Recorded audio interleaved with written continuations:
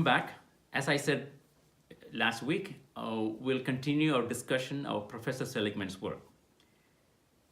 As I mentioned last week, Professor Seligman talks about 3 ways to be happy.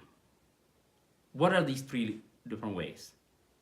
Well, lead a life of pleasures, have as many pleasures as possible, develop positive emotions, and develop the skills to amplify them. The drawback of this life is that 50% of this happiness is heritable. That means it's not modifiable. And it habituates. What does that mean?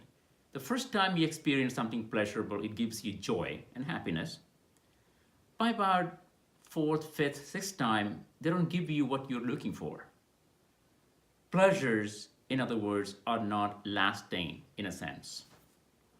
The second tier, if you will, of life is a good life, a life of engagement. It's different from pleasurable life. You know when you're having pleasure, right? You can feel it.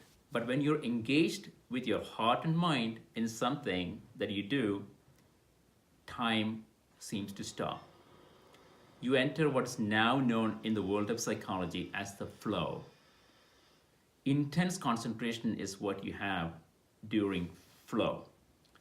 And to have this kind of life, you identify your strengths and use those strengths in your daily activities, whether it's play or work or relationships.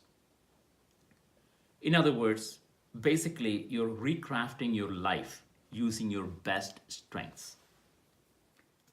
And third, well, this is probably the most desirable thing, is meaningful life. Use your strengths, use them in the service of something larger than you. Now, the Gita talks so much about this kind of life. When the Gita talks about yajna, this is what is meant. Discharge your duties in service of the Lord. Again, if you're like me and if you don't like that kind of language, it's pretty simple. Do your work without thinking in narrow terms of personal gain.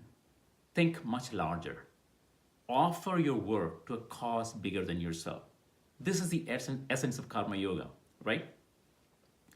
Sri Krishna elaborates this philosophy mainly in chapter 3 of the Gita, but the message is repeated in so many other chapters.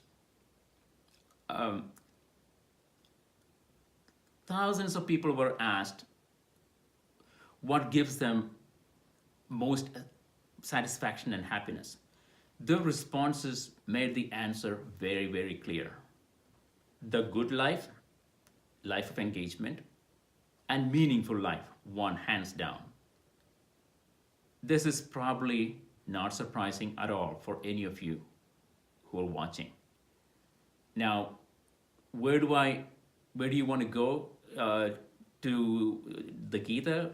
As I said, chapter 3 definitely, chapter 4, chapter 5, chapter 6, all these chapters expound on this idea of leading a meaningful life. Okay, so I hope you enjoyed this, and let's make all of our lives happier. Thank you. See you next time.